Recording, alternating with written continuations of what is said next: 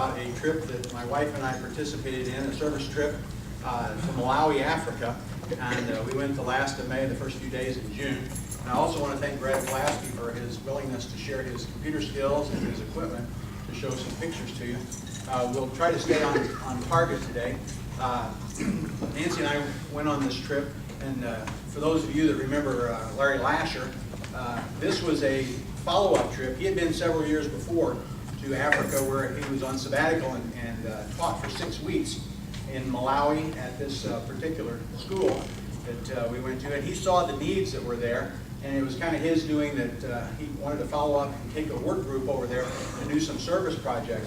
Well, after he had been over there and saw the facility, it's a fairly large complex and has 600 kids that go to the high school and grade school there, 20 kids, young men and women, that go to the ministerial preparation school, and they have about 48 young orphan girls that live on campus in dormitories. So fairly big complex. Zero playground equipment. All these kids all the time, no playground equipment. So his big deal was, hey, we ought to raise some funds, put in a playground. Well, our church decided, Roxanne Church of Nazarene, oh, that's a great project, and so he starts formulating plans and raising money. Well, we ended up, the church raised approximately $20,000 that they donated for the playground. Each of the 12 members on the trip that went ended up another $1,000, and of their $3,000, $1,000 of it went to the project. So we had quite a bit of money invested in this project, and 12 days of travel and overseas inconvenience of shots and malarial pills and all that. So a lot of preparation went into this, and they had pre-ordered all the materials for the playground to be there, and everybody was pumped up, and we all had our fancy shirts that say Malawi Working Witness. All 12 of us traveled together.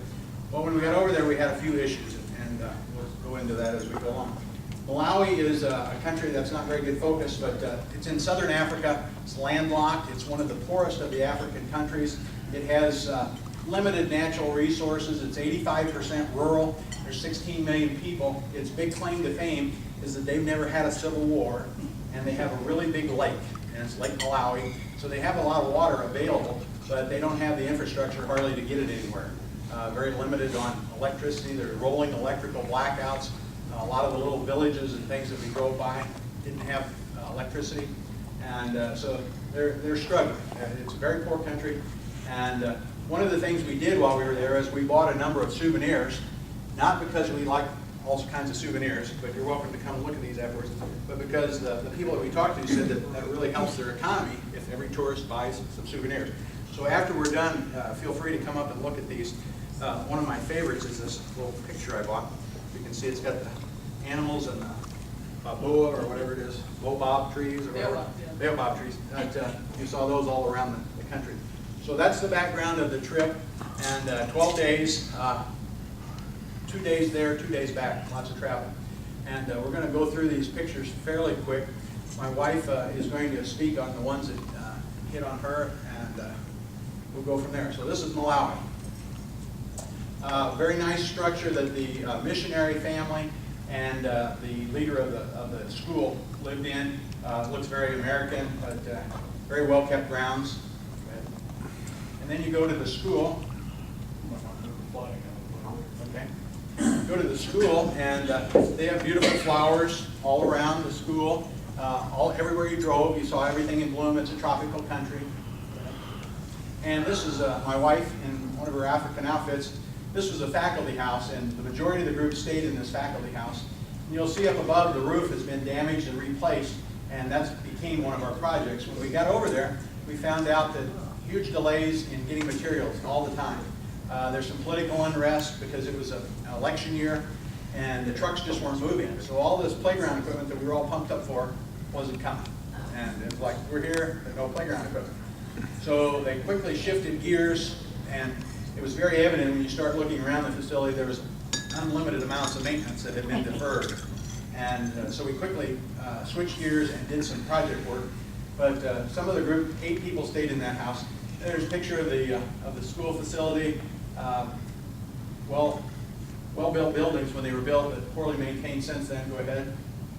The next picture, I think, is a picture of the entrance. Nazarene Theological College of Central Africa. and quite a number of brick buildings. Brick, you'll see in some of these pictures, is a big deal. They make hand-bake these bricks, usually on site. Go ahead. This is another one of the faculty houses. One of the problems that they've had through the years is their money has been devalued dramatically.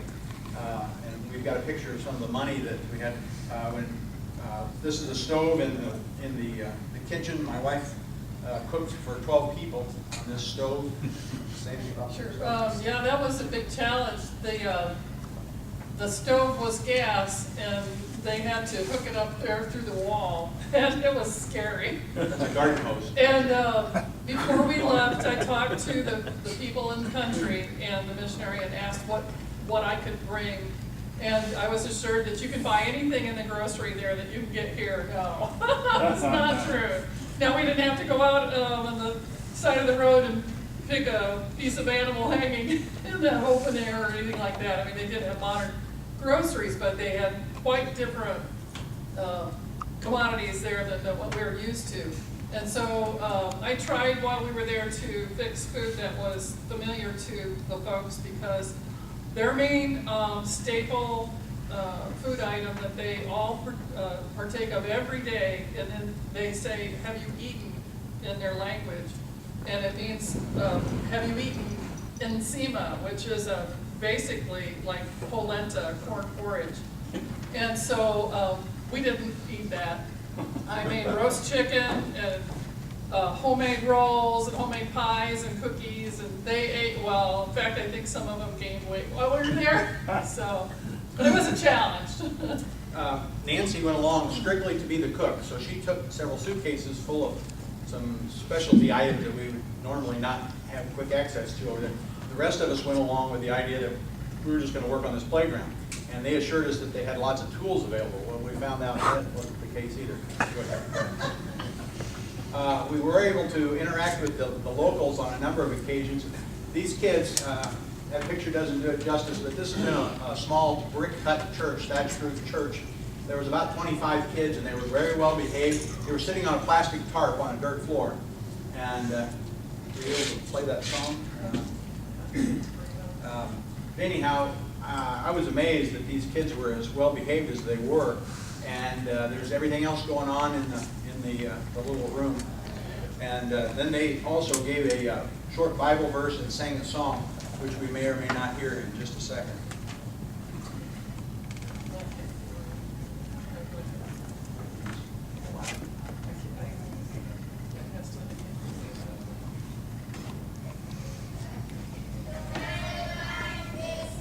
I don't know if you can see this.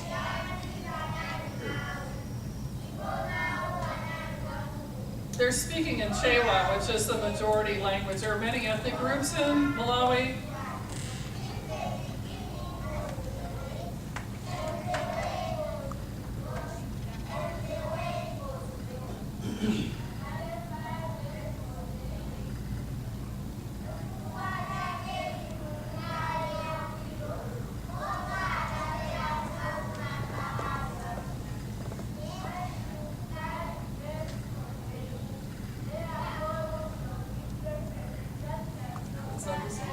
That's fine. That's enough. Okay. They're very well behaved children, I have to say. Next picture, please. And here's Nancy interacting with them. They like to play around and everything. They made a big deal of bringing us a cold drink at the end of this service, and they wouldn't let us pay for them. They were all like Diet Cokes and things.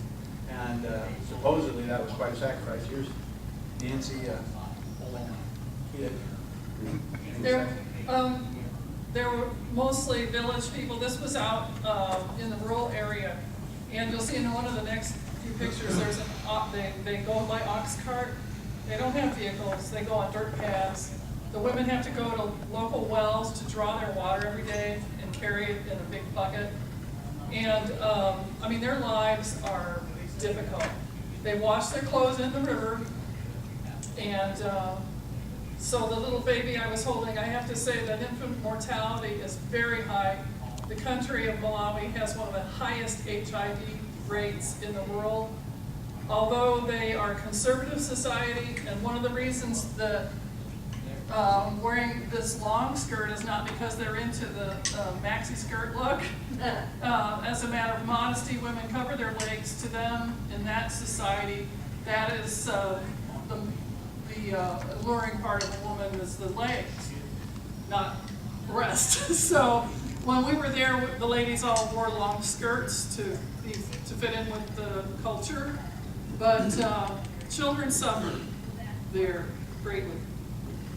Driving around the countryside, which we only did a couple times, but there's lots of little cornfields. You look across there and you see the cornfield, you think it's like in Illinois where they stretch across the horizon. But each family would have a tiny little patch, and that's their big deal. One of the things we kind of sadly laughed about, in one of those faculty houses, we opened up one of the bedrooms, and here's a pile of dried corn. And that was from their patch that they were going to have for the winter. But so each family had their own little plot, and locals had said that some of them do a lot better than others because they had access to the creek, but they carried the water in a bucket to water their crops. You know how that would go, how long that would take to do that. But and that's they do the planting and the culture cultivating by hand, and we never saw any tractors anywhere. Right, And no yet tractors. the rows were pretty straight, and you'd see somebody out there with a wooden hoe, hoeing in the So fields. they not trying to contradict Mark, but they do have natural resources in this country. The land is arable, and they do have more access to water than a lot of countries in Africa and Sub-Sahara. But their crop, like I said, is maize, and that's culturally their food. It's very poor in nutrition. If you ate a diet of just cornmeal every day, your nutritional needs would not be met. So one thing that they need to focus on is to try to diversify their crops, and the small farmers out in the countryside need to be encouraged to diversify, but that's not something that we can address, but that's part of their problem. They could go through a hungry time every year because they run out of maize. Great, thanks, Victor. Some of these are just scenery pictures. This was at a restaurant we were at, had beautiful flowers. That's a poinsettia. We got to eat out 3 times that whole time we were there. Just another scenery picture, lots of rocks, lots of trees, corn everywhere. It's in the Great Rift Valley area of Africa, so there was in the past great geologic upheaval and volcanic activity, and that's how Lake Malawi was formed. If you remember Pastor Larry there on the right, he didn't lose any weight on the trip, it looks like. But one of the projects that they had was 2 of these faculty houses had their roof damaged. Well, when the sheet metal got torn off and it was still raining actually during the storm, it ruined the ceiling. So they asked us to redo the ceiling of this house. So that became 4 or 5 of this project for a few days. And Larry got involved in that with us. You can see some of the nastiness. The stuff on the floor isn't insulation that's fallen out. When we tear the old ones down, it's leaves and squirrel droppings and birds' nests and nastiness. Oh boy. And so go ahead. And that affected us all. That was what came out of one of the ceilings. And we were breathing this stuff. We weren't smart enough to take masks on or anything. We were a little concerned about that. Go ahead. This is some of the kids playing in the schoolyard. If you notice, they all wear uniforms, or for the most part, it looks like they do. And I counted on one place, there were 75 kids chasing that one little soccer ball. Soccer's a big deal in that country. And we saw some kids playing soccer with a tennis ball. And that'd be pretty tricky, but they were doing it. And the majority of those kids were all barefoot. Some of these kids do have shoes. And these children's parents were able to afford to send them to school. So they're fortunate, these children. The way this school is financed, this grade school, high school, pay the tab for the ministerial students, kind of, and the faculty. And so it's important that they have this school function really well. And they follow the government curriculum, but they also allow them to have a weekly Bible lesson out of the deal. Go ahead. Just another picture of the kids and some of the classrooms. Go ahead. This is how we ate. We didn't have any fancy tables, and there were 12 of us in this one little place where Nancy was fixing food. Yeah, it kind of looks messy and disorganized, but we were fortunate. We got to stay in that nice house that you saw in the beginning. And 8 of the people had to stay in this building that you're seeing right here. They just finished painting it. There were no screens on the windows, so they had to close the windows at night to keep mosquitoes out because malaria is endemic there. You can still catch it even though you take malaria medicine. And we all slept under mosquito netting. That was taco day. That was what we had that day. And actually, the ground beef there was very good. Those folks look thrilled with that, don't they? But this is how you just helped yourself and sat where you could. Go ahead. Pork chops. Oh, that was a grill that the missionary gave to me to use, and that was just a piece of metal and over this grill, and it was quite a challenge to cook on, but we did it. It was their winter, and they say it's cold there, and it was still 75 degrees, and I was very hot. Go ahead. One of the projects, another project, they have a security wall around the whole complex, and it's about a 10-acre complex, so it's a fairly extensive wall. But and then it has barbed wire around the top of it. You'll see in the next picture that I have that. But part of the wall, about 50-some feet, had fallen down due to a storm, and that was one of the projects they wanted us to replace that. Well, in order to continue to do that, they had to clean the old wall off, the part that had fallen, and get it down to a decent foundation. And so part of our crew worked on that for several days. And it was just physical manual labor, nothing fancy. Another project we were working on, they had 2 maintenance men for a couple days, and then it ended up 3 and 4 that would help us. And supposedly they were one of the better off people of the organization because they actually had a job. The unemployment's really high, and so they don't pay them much, but they were at least employed. And this particular guy was discussing something there with us about how to cut one of those ceiling tiles. Go ahead. And after we got the new ceiling up, we had to paint it several coats. And it was a strange material. It wasn't like the drywall that you would normally associate with. And more work overhead. You can see that this local maintenance guy chimed right in, and this old guy here in the corner was pulling the ladder. Okay, go ahead. This is the way the wall was. A lot of the places we saw. Anybody that had a decent house, they had a very secure wall around it with the razor wire and electrified. And this was very common to see this anybody that had a decent house. And you'll see the rest of the houses here in a moment. You think this picture's out of focus or whatever, but that's the stuff that was in the air. It was really nasty, but when we were tearing down the ceiling tiles, all this stuff was just up in there and falling down. Go ahead. This was my work crew, and they made fun of me because I had trouble saying their names and keeping them straight. And we even had a contest where I would say their names, and then I would turn around and they would change places. And then I would try to identify who they were. And one of them was Kinsomo Dominique. One of them was Pete Kalula. One of them was Mufasa Bando. And one of them was Stanley. I always got Stanley. But Stanley, it was also helpful that he had the yellow t-shirt. So I knew exactly who Stanley was, even if I couldn't recognize his face.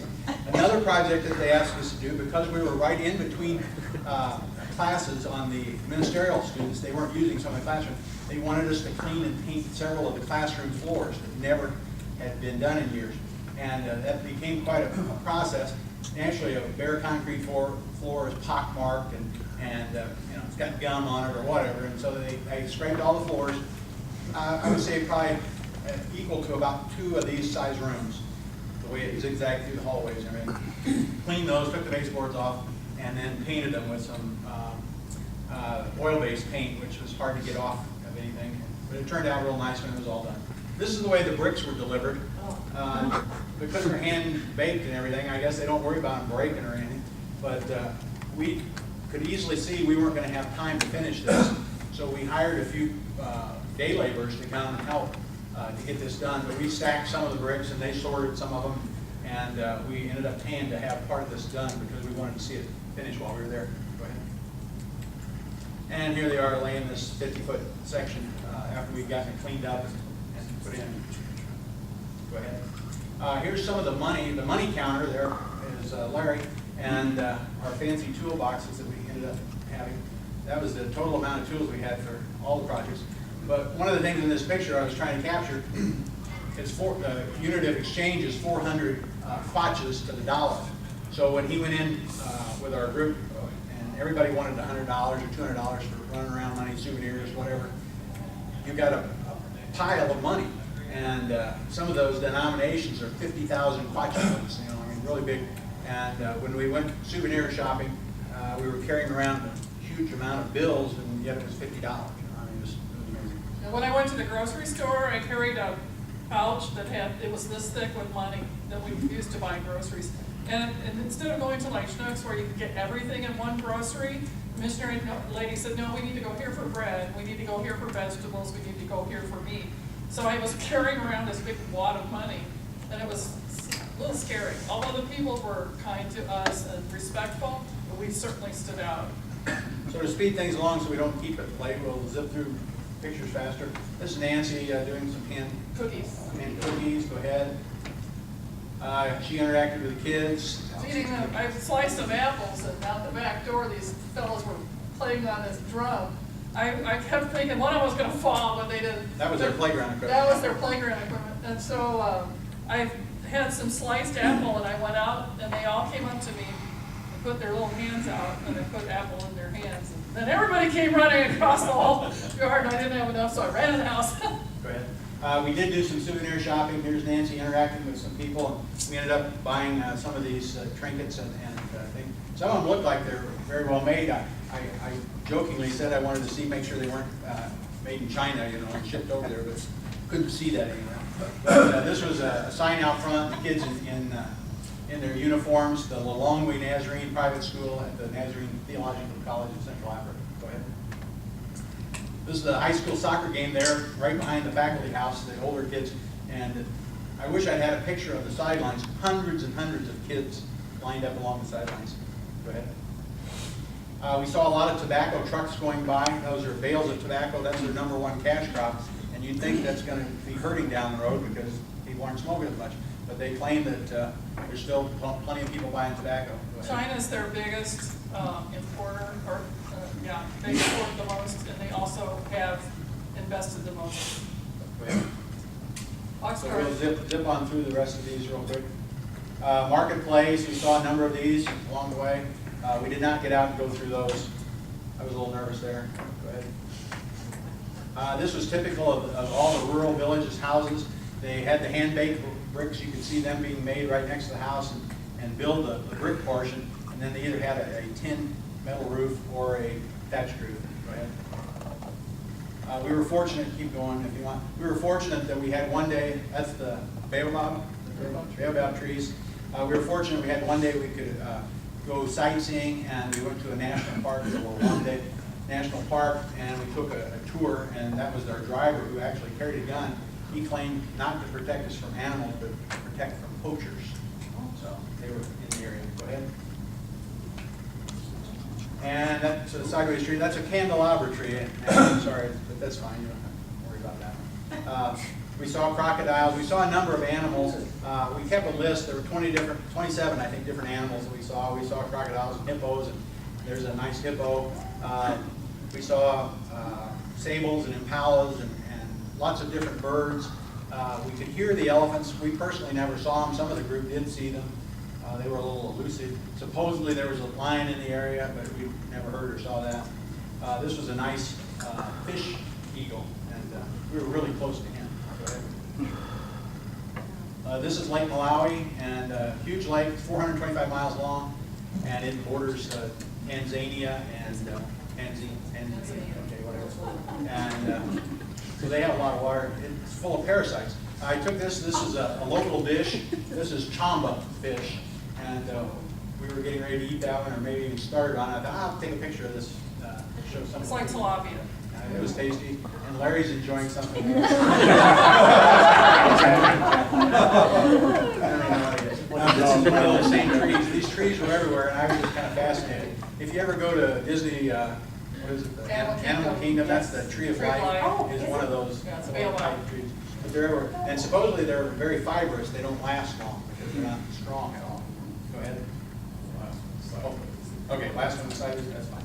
Okay, so that was our trip, and we enjoyed it. It was a great experience. I'm not in any hurry to get back. The travel over and back was very lengthy, lots of stops along the way. But what I would like to leave you with is the opportunity of service. That was my 6th trip. Oh, there I am on Air Ethiopia with the stewardess picture, if you look closely. She's a carpet lady. But it's an opportunity for service, and that was my 6th trip overseas. I've been 4 with the Church of the Nazarene to various countries, and 2 with Habitat for Humanity. So if anyone is interested in a service project overseas, I could give you the address and the context. Habitat for Humanity has a service project going every week in some country. So if you say, I can't go to such and such, but they even have some to Hawaii. And we're looking at doing a service trip to Hawaii, so, for a habitat bill. But I want to encourage you to consider that, and it was a great, worthwhile experience. This was my very first trip like this, and it was grueling. It was very tiring. We didn't get sick. The plane ride was difficult. It was difficult cooking in those conditions, but it was worth it to see the children and to touch the people's lives.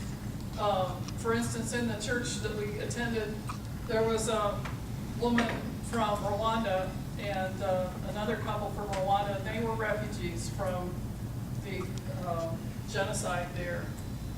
And so what I would like to leave you with is I've been reading this week and trying to comprehend what's going on right in our backyard.